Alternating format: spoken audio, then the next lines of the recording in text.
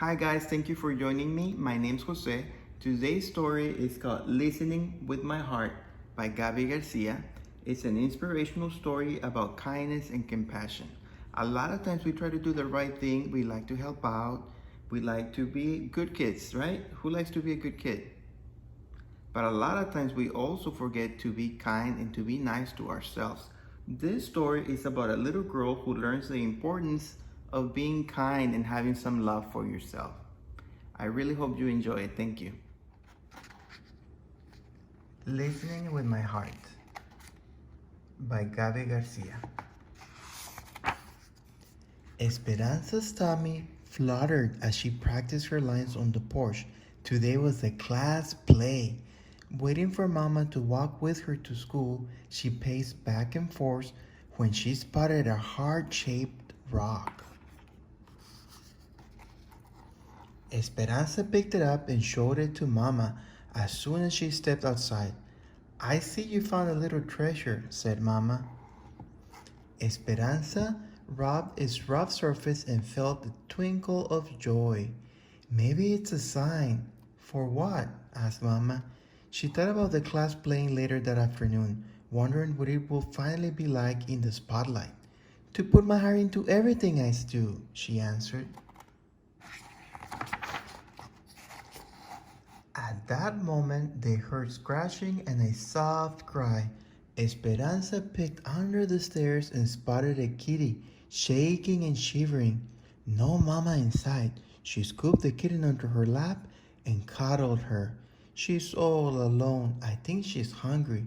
Esperanza reached for her lunch bag, pinched off a piece of chicken, and offered it to the kitty, who gobbled it. "Mama, I think the rock is a reminder to spread kindness and love. That's what we do when we listen to our hearts." "I think you're onto something," said Mama. "Can we keep Cleopatra, please?" asked Esperanza, who already named the kitty. "Queens are always welcome at our house," said Mama. "If she's still here after school, we'll take her in."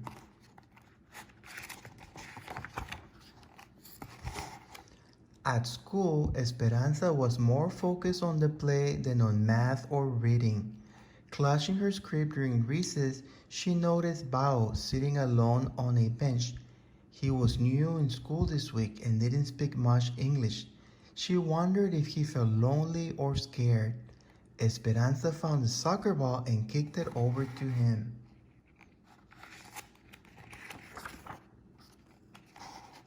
A smile spread across Bao's face. He stood, popped the ball in the air, then bounced it between his knees and his head a few times. "Dude's got moves," thought Esperanza. They spent recess giggling and making up hand signals. Afterwards, Esperanza borrowed Miss Owen's English-Vietnamese dictionary. She wrote "friend" in Vietnamese, drew a picture of Bao and her, then put it on his desk. Esperanza rubbed the rock in her pocket. Listening with her heart made her feel peaceful inside.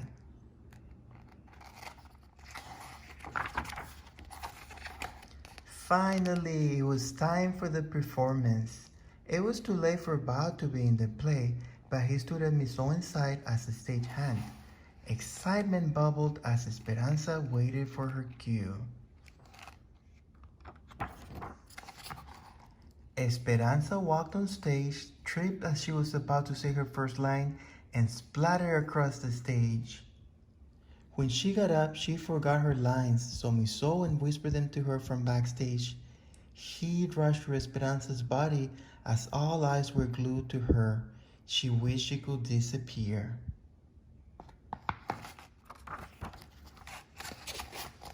"I ruined the play," thought Esperanza, rushing off stage as soon as she finished her part. "I messed up in front of everyone." She tucked herself in behind some props so no one would see her. Esperanza noticed her body shaking and her face still burning. She took a deep breath and dug the rock out of her pocket. It was cracked and lopsided, just how she felt. Esperanza touched her hand to her heart and felt disappointment. Bao found Esperanza a few minutes later and handed her a drawing with the word friend written above it. Esperanza nodded. She hadn't been treating herself like a friend. Esperanza realized this wasn't the first time she'd been unkind to herself.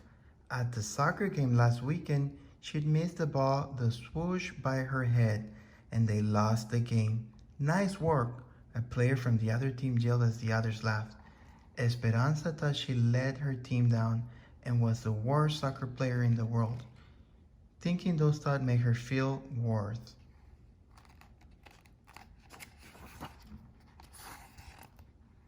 At the curtain call, Esperanza reminded herself she hadn't ruined the play. She had an accident, and accidents happen to everyone. Listening with her heart wasn't just about giving kindness and love to others. It was about giving it to herself too. I can be a friend to myself, thought Esperanza. When Esperanza got home, she focused on her favorite things. She zipped down the hill on her bike, then spent the afternoon painting at the kitchen table. She also got the hug she needed from her mama and some cuddles from Cleopatra. The end.